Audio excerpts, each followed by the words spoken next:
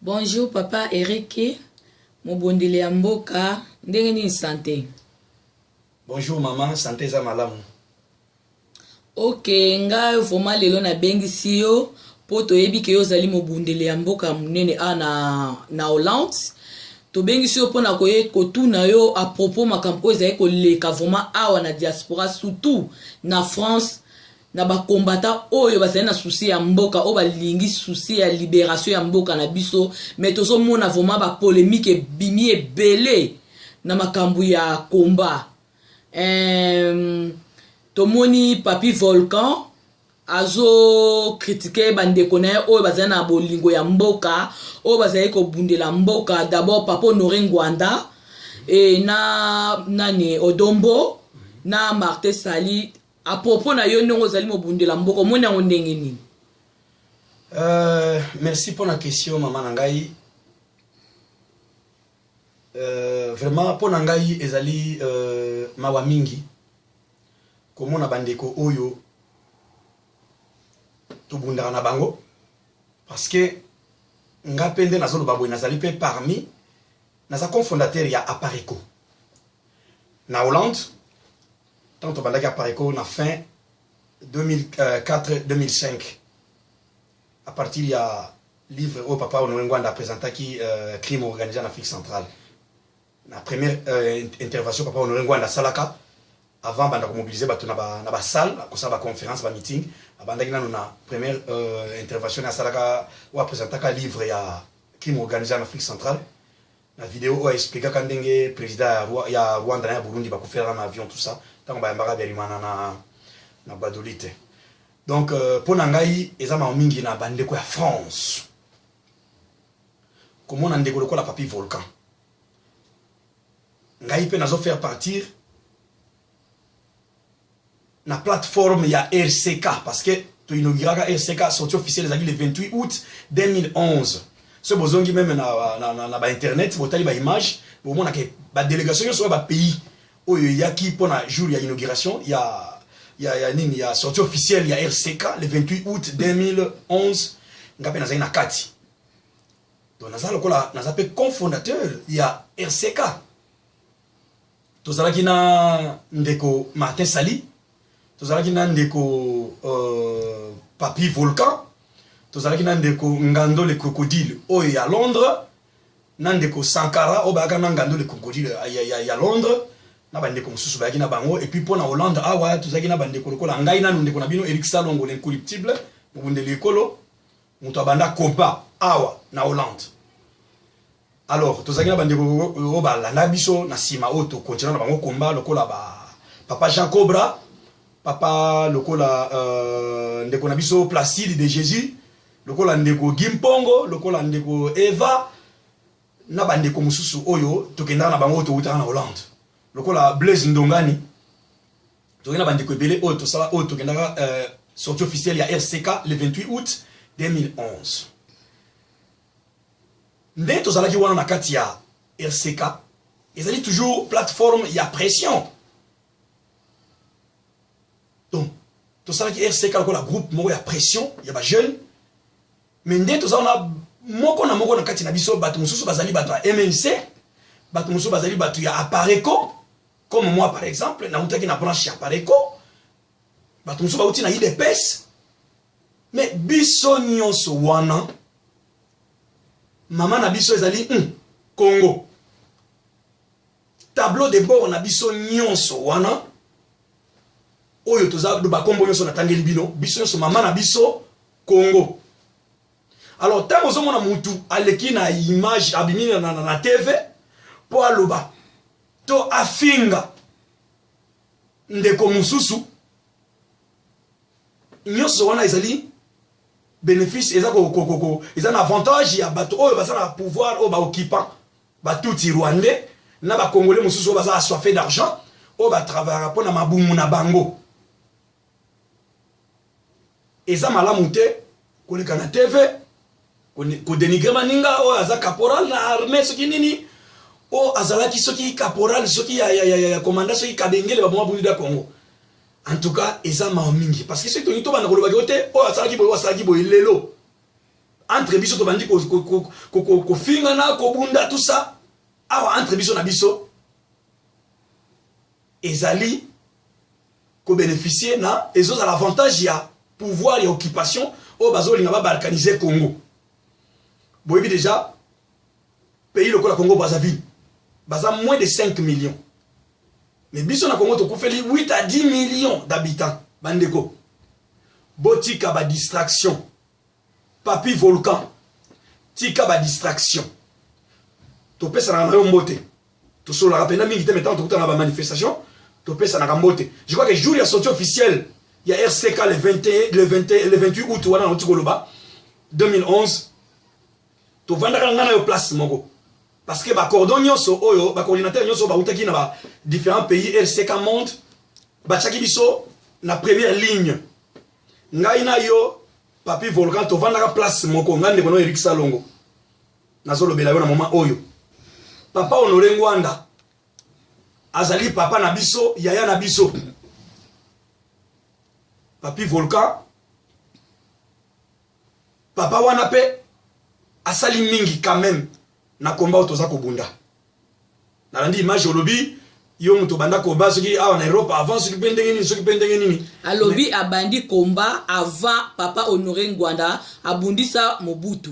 Je ne disconviens pas parce que tango papa Honoré Ngwanda asalaka livre ainsi sonne les glas vraiment to rien na ba 1900 na to na l'an 2000 ainsi sonne les glas et bimara déjà azam kolo to pesa ene fils que respect o ba pesa na grand frère to na papa to za ba bantu s'il vous plaît papi volcan ozande konanga to pesa na mbote vie wana asali trop vie wana asali trop ba vérité o vie wana caché o vie wana bimisi ba vérité caché mingo ya a révéler biso politicien mususu te congolais asia a biso ba vérité wana azali parmi ba élite oyo congolais oyo baza ko bunda lelo o baza ko révéler biso ne fils que makambu oyo et ko ki ko fortifier biso oyo ko pesa biso courage pour to continuer combat pour la libération pays na biso papi volcan yo lobi kuna na France qui était yo banda combat nini ngape na biso ngape na Hollande ngande ko pe ngande ko na Eric Salongo pe na banda pe combat awa mais na beta rango to lote na le kana beta tango ke obo na boy non kaba ane oyo zolo ba wana ba 2004 2005 ngape na zapena ba image pe ona pe ko luka pe na ko pe ko fuyer pour na répondre yo ndeko na ozo finga kazaki komba soki caporal soki ya kabengele mais je ne crois pas que il na 2007 tant ba bomi na janvier tant ba bomi ba to abundi da Congo je crois que ndeko wana zaki na poto so tali bien na ko répondre que Lumumba ozolo ba a diriger qui soki a premier ministre na 25 ans mais c'est faux. Lumumba après conférence après une table ronde en 1960 après le 30 juin 1960 nde Lumumba azu ba fonctionner ya premier ministre a cela on va 6 mois parce qu'il a koufara le 17 janvier 1961 donc Lumumba na moment on a azaki na 25 ans azaki na 35 ans on meka ko revoir les sous moi image to moi ba makambo autant suko on meka ko tanga les sous na ba livre ou bien sur internet ba histoire des ali biographie Lumumba nati donc parcours na union sondinga banda politique à travers un poste ti ba yokangaye ba belge na ba monaki azo réunir ba congolais comme ya ko révolter ba congolais pour na droit na ba indépendance tout ça ba yokangaye ko kosela makambo ayi ba mbongo soki na poste soki nini tout ça nyonso wana na mikina no ko beto ba moi histoire moke ko net moi rappel quoi naza professeur te pour na pesa ba congolais cours to yo cours te pour naza professeur te naza juste résistant lokola yo moko ndeko na zotalanga pe bande ko nyonso bazotalanga to sala ensemble to tika ba distraction papa Honoré Ngwanda aina kabina Mobutu na 72 73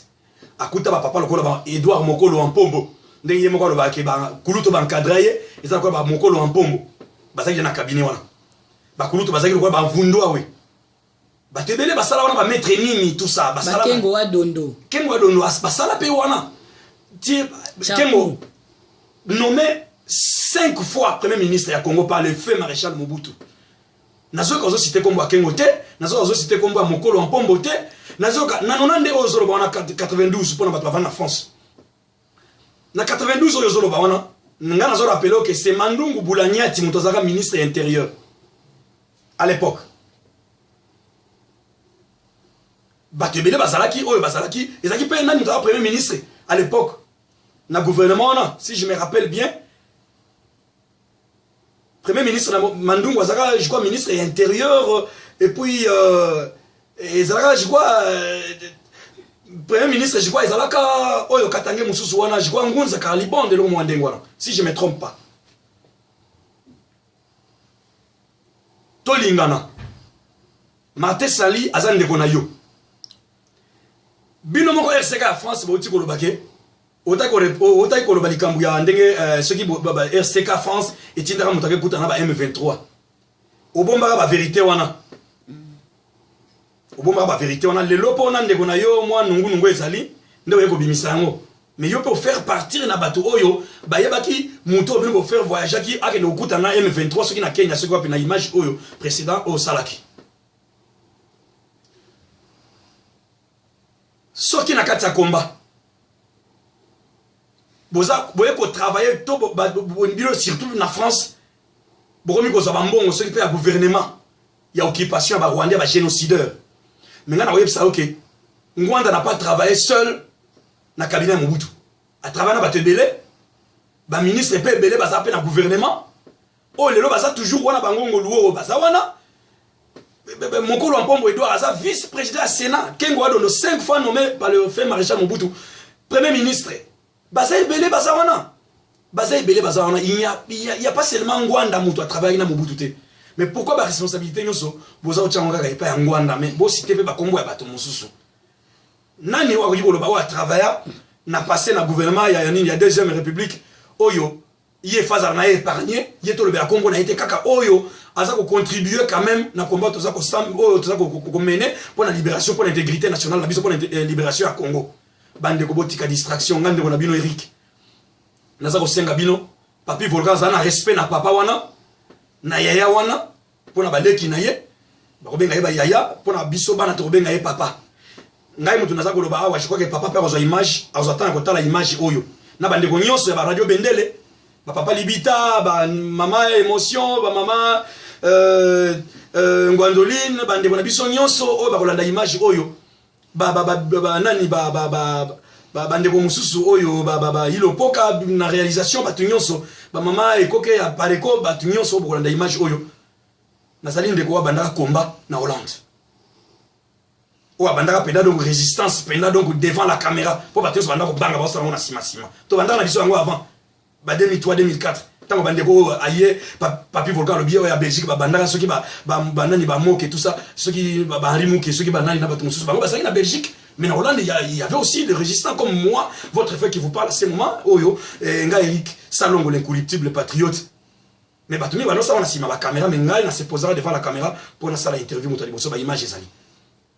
Nazo yebisa massacre ya ba chrétien o esalema ki o soi-disant ndeko mususu ozo benga caporal azaki soki caporal ya nani ya commandant soki kabengele ya chrétienté pardon marche ya Bundu dia Congo mais marche ya Bundu dia Congo esalemi na janvier 2007 na ba Congo commandité par Raus na ye soki kabengele soki nani ozolo ba wana mais wana ndeko oyo ozolo ba wana caporal soki nani ozolo ba wana azaki na poto alors totika koboma entre biso na biso toza na bolingo entre biso na biso to simba na liboke na tota la image mususu ndeko mususu à Londres oyo Zakaria benga soki Abdou Diouf soki nani soki Mukendi soki nani azola n'importe quoi la désordre na combat que y a sali soki tribunal a lancé mandat d'arrêt contre monsieur Honoré Ngwanda tout ça et ça va futilité ndeko na bayebisa yeke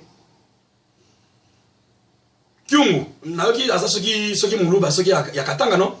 Ya Katanga. Pona nini lancera no mandat d'arrêt ya liboso nano pona Kyungu wa kumwanza te wala saka atinda ki ba Katanga d'origine ba s'attaquer na nani ba ressortissant ya Kasayen o baluba o bavana na Katanga.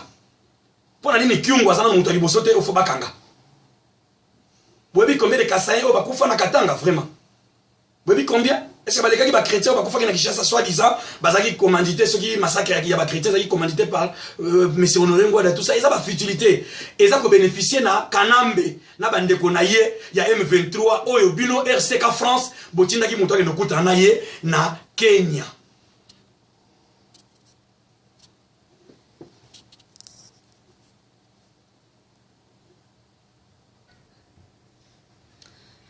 mobundeli ya mboka papa Eric tolingi totuno à propos ya combattant oyo aza na Londres Mukendi ndenge azali kocritiquer papa Honoré Ngwanda na groupe nyonso ya Pareco message nini okopesa ye ndeko wana ya Londres Mukendi naza koyebisa ye boye encore une fois mandat d'arrêt na yo ya lobio ya justice soki bakanga soki papa Honoré Ngwanda soki pe et tout ça il y a sali tribunal na ye o ya juger ba congolais na diaspora awa na yebite mais soki abandi yango nanu epa ya Kyungu wa Kumwanza oyo atinda ka bakatange bandi kuna ba katange ya sud kuna ya Lubumbashi babo mabandeko ya baluba o bavanda na Katanga kuna o ye moko pe azali pe muluba nanu alobeli yango te na ekolo makambo ya ba etinité mais nazo rappeler yende ko wana ya muluba ya mulai oyo Zakaria benga soki Abdou Diouf wana wa Londres ye azolo ba makambo ya papa Honoré Ngwanda soki ye mutatinda soki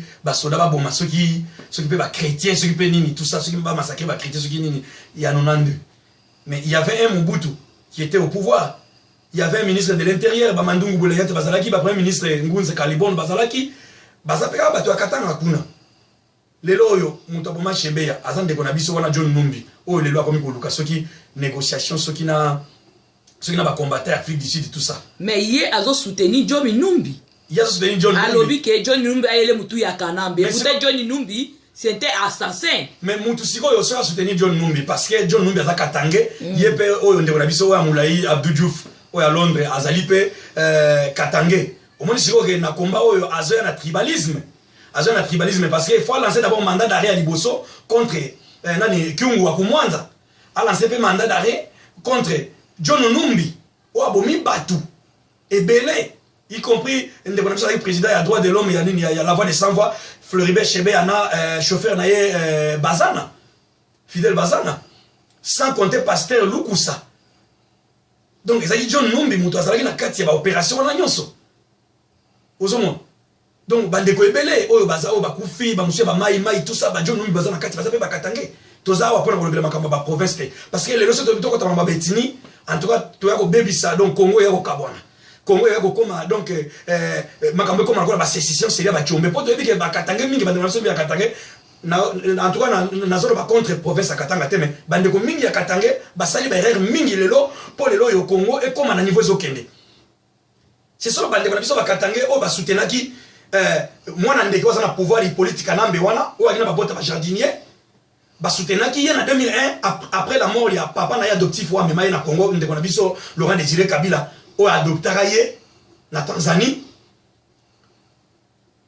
ce sont de nos frères Katangé o ba soutenaki pouvoir wana occupation ya Kanambe lelo papa Mose Laurent Désiré Kabila aza wapi lelo tata mwasi na bango Hortense Kibao sœur ya Mose aza wapi lelo papa leki je donné leki ya Mose ya mobali aza wapi lelo soki cousin na ye soki neveu na ye mususu Geita Kakushi aza wapi lelo Samba Kaputu aza wapi Katumba Mwake aza wapi bande ko kotala batu nyonso o ba soutenaki pouvoir wana ya mwana ndeke ya occupation ba bande ko naso bakatange na bande ko na biso mususu lokola bande ko na biso mususu lokola ba nani général Kalume lelo baza wapi baki Sempia bazaki na défense bande ko na biso mususu ba province mususu ko baki Sempia banani banani amiral Liwanga ba général Vumbo lelo baza wapi le plus jeune officier il y a 34 ans il y a Congo colonel Mamadou Ndala oh lelo papi volcan ozo sala ba erreur ozo ba likama Mamadou Ndala ozo ba teka azaki colonel akufa colonel mais ba pesa ke ba grade à titre posthume tant akufa ki lokola akomaki général ti ba enterré lokola général mais azaki déjà colonel mais oyebaki yango te ozo ba ke Mamadou Ndala akufa colonel te azaki colonel ba nomaki colonel mais azaki na bolingo mboka. Il est mort presque même âge que Lumumba. Bien qu'il a travaillé avec pouvoir wana, mais à comprendre qu'il fallait qu'il se révolter. Parce qu'ils ont voulu travailler avec le pouvoir d'occupation. Monsieur Abdou Diouf à Londres, Tika, manquement contre Viewana Honoré Ngwanda, contre Papa Honoré Ngwanda. Pesa respect, attends âge, aza papa, aza yaya. Tu pesa respect. il est le seul politicien élu congolais lelo ata ko bundana biso ba jeune soki oyebi mususu à travers na Mobutu o lelo zo bundana biso o azo c'est la vérité le rôle ngwanda soki oyebi mususu pesa boye bo pesa nkombo na ye ndeko a Londres soki mukendi na Abdou Diouf na ndeko mususu soki Papi Volcan na mususu azo mi pesa kombo soki akomi président soki ya ba combattant nyonso ya monde soki ba biba lukuna moi si ya ba biba lukuna na mama moi si ya ndeko na biso bemba mama Liliane tant bazo kanga biso na la en 2011 avant ba élection to kena ko marcher devant cour pénale internationale moi si ya ba biba lukuna zalaki ngai ndeko na bino Eric Salongo na Placide de Jésus ba to organiser ki manif wana na maître Alongo lokola porte-parole maître Alongo to zalaki na bango nyonso tant bakanga biso 2-3 fois na denar na la haye en Hollande to kena ko soutenir pe nani babi baluku na tango ba kidnappaki ye na Kanyama na Congo kuna période ya élection 2011 parce que c'est tout banda koloba que non oya sali boyo abebisi boyo bande ko profiter et en avantage ya ba Rwandais na ba collabore lokola ba Mende lokola ba Didier Tumba lokola ba Papi Tamba ozoka libumu na mawate Papi Tamba na ba pasteur ceux qui soit disant pasteur makolo ko tambola le loi comme ko adorer nani imposteur Joseph Hippolyte abosani makambo a soutenir combat on a poto na sima ya pareko poto soutenir to libérer Congo entre les mains des étrangers des occupants des génocideurs les lois makolo ko tambola libumu ko tambola les lois akomi kuna na Kinshasa akomi porte-parole na yena Papi Tamba o abuta soki na France akenda kuna na Congo ba koma soki ba porte-parole na Mende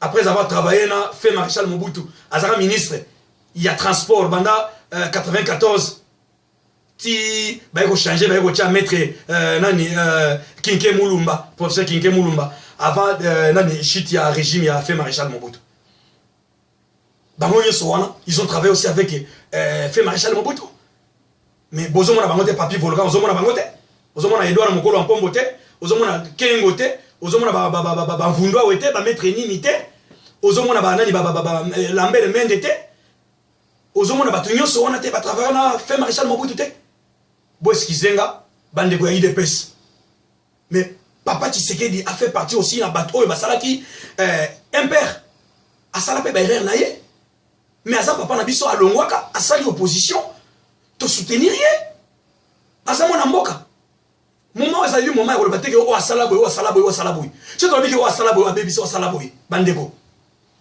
c'est to biki o asala boye vraiment combat oyo to libérer Congo te Congo yo za balkaniser to tika buzoba babi balukuna tika buzoba ozali mokonzi ya mutu te na combat oyo président azate elobande ko na biso nani Bokechu président ya combat azate poza la cible akoma collabo aza la cible ya mindele na pouvoir ya occupation ba Rwandais ba tutite ba cordon bazali mais président azate ba secrétaire bazali président oyoto oaza eli et que ye mutazali président ya combat na diaspora azate nde tozo buna kati ya combat boye bake batu ya IDPS bazali bo eskizenga muke pota na ba mamboka na koma rapena na 1000 degrés Celsius na koma rapena na 1000 degrés plus que volcan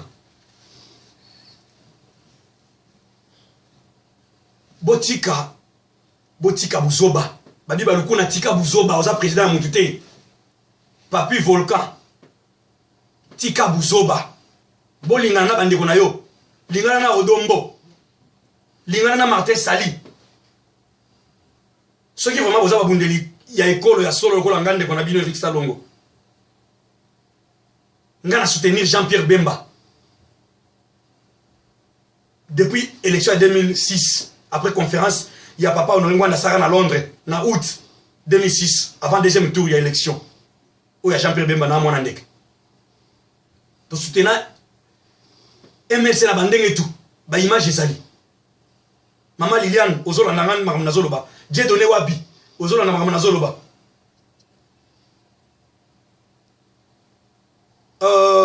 la koloba nani ndeko na biso mosusu docteur Mbungani Maître Kilolo. Bino Soboye Binga. Même papa fait Maître Kwebe Wakufaki Wasaki qu'on travaille na Maître Kilolo pour un dossier à Jean-Pierre Bemba Nalae.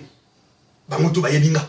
Même fait papa Jano Bemba Saolona avant Koufa en 2009, en juin. Tout ça, on a audience à Jean-Pierre Bemba. Batuye sur Rolandanga, Bayebi. Nakangama plusieurs fois pour la makambo ya combat na prison en Hollande. Makambo ya combat, ils allaient ba vie na biso muteza en danger. Botique à distraction bandeko. Botique à distraction, tous ensemble, tous unis. Bandeko nyo so na combat surtout na RCK na Hollande. Ba Gimpongo, ba papa Jean Cobra, ba DF, ceux qui banani, ba JJF, ceux qui DF, ceux qui nani, ba boza ba tebele ba Blaise Ndongani, boza ba nani o ndeko na biso musu ba Endoven, ba Petit Mosengo, ba na baninga na nyonso, ndeko na biso lokola Aimé na Endoven, boza belé, ba ndeko na biso ba Amsterdam, ba Lae na Denar kuna toza belé, ba ndeko na biso toza belé. Ba mususu bazali bato ba IDPS, ba mususu bazali bato Pareco, ba mususu bato RCK. Mais nyonso wana donc tous ensemble mais surtout comme na mboka na biso et que la plateforme wana nyonso et comme la parti politique le rôle IDPS le rôle MMC nous n'avons pas le choix naïe on va voter à Pareco on va voter MMC à voter MMC on va voter pour na papa Tshisekedi na IDPS à voter biso nyonso tableau de bord na biso zali Congo encore une fois Mukendi ya Londres Abdou Diouf tika distraction. Zala na respect, l'ancien mandat derrière Liboso contre Kyungu. Wakumwanza. Naba John Numbi na politika nambe waza na pouvoir. Botika buzoba na combat. Dieu doit na te poto tala rabino, boleka bolo ba n'importe quoi, bo manka mikolo ba respect ba papa ngwanda ba nani non. Tozana pona wana te. Parce que bato bazape belé pe ba travers na fait marcher mubuto ba sala pe berrer. Ndenga na lobi po papa Tshisekedi pa sala pe berrer. Ba kengo ba sala berrer meti lelo ba sakuna. Papa on aurait pas de faire berrer naïe. Mais dans le moment où tu as tout ça la table rase. Tout ce qui est dans le Makambo na Kalata tu aussi la Congo. Tu as eu pouvoir entre les mains des occupants, entre les mains des génocidaires. Ba touti. Combat la vision d'aller contre nous ba touti. Na ba multinational on va soutenir ba touti. Ba Hippolyte ba nani on va na pouvoir kuna ya occupation ya génocide. On va aussi ça peuple congolais pour balkaniser Congo. Botika distraction bandeko. Babi balukuna tika buzoba. Papi volga tika buzoba. Abdou Diouf à Londres, ceux qui Mukendi, ceux qui nani, tika buzoba. Tableau de bord, on a vu son nyonso zali Congo. Toza on a pour la Congo, toza on a pour la distraction na binoté. Qui est intelligent, qui ne l'est pas.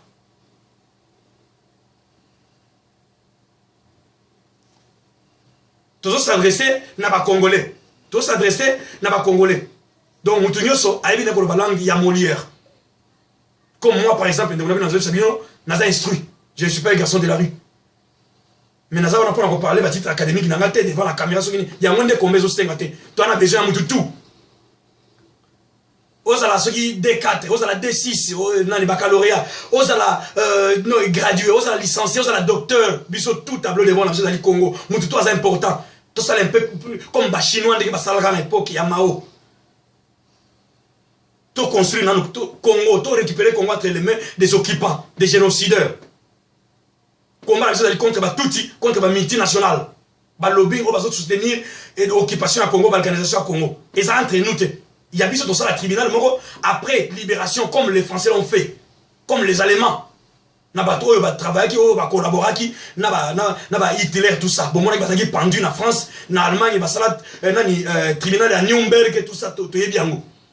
Tout ça là après avoir kosiko la Congo. Ngande ko na bino, na lingi bino mingi. Babi walikuwa tika makambo soit disant marche les 15 sogini non. Marche ezali moko ezali le 16 février semaine prochaine na Bruxelles. Marche mususu ekozala tango Hippolyte akoya na début à mois avril ba koyambaye na Belgique. Mais on est en avril. Mais le 10 mars oyo encore une fois marche to marché lisusu awa na laé parce que bazo ba moins plus de 40 chefs de l'état awa pour na makambo ya programme nucléaire. Y compris Kanambe Kanachin à Bozala parce que hier mutu atekela ki ba iranien na ba nord coréen ba iranien. Donc ba osala sommet mo ba Obama ba président tout ba Hollande ba nani ba Angela Merkel ba Poutine ba tout ba Bozala awa na laé awa le 10 mars. Ya on a zolo ba boye na commis presque na souka, c'est une question monsieur Zali maman opposé ango comme ça